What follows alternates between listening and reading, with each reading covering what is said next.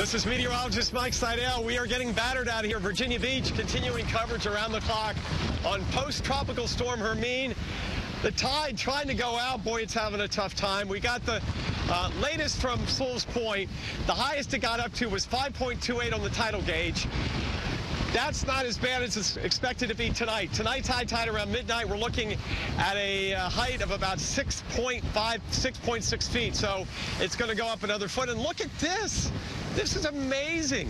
We're now an hour and a half after high tide, and the water's being pushed up almost as high as it was at high tide. So a perfect example of what's going on with this wind.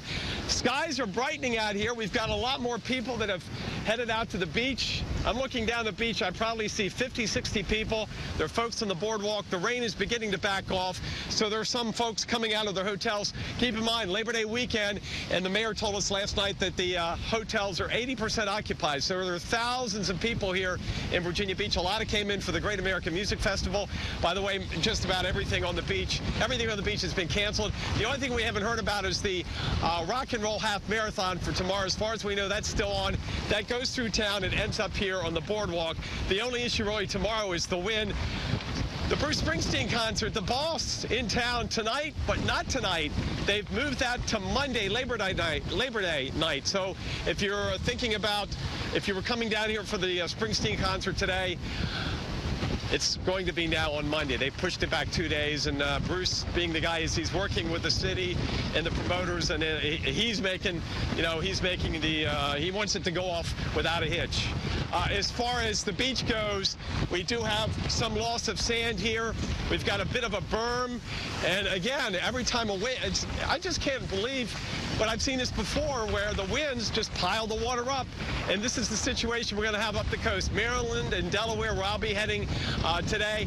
Also the Jersey Shore, New York City, Long Island, all those areas will be dealing with what is going to be a tough couple of days, Sunday, Monday, and likely into Tuesday, because the storm slows down. I may have lost communication here. Let me see. No. There we go. It's back on. Carl Parker is in the lab, Carl, and look at this, Carl, another wave of sea foam.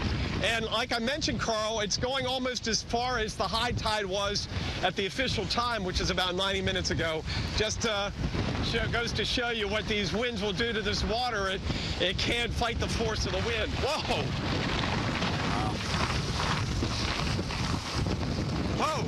Now, that was a pretty hefty gust. That got me right perpendicular in the back. And then I kind of did a little boogie boarding with my my sandals down through the water. Carl, back to you. Wow. Yeah, Mike, we got a report from the Dare County gunnery range of winds gusting to 74 miles per hour within the last hour. So this thing is still really packing a punch. And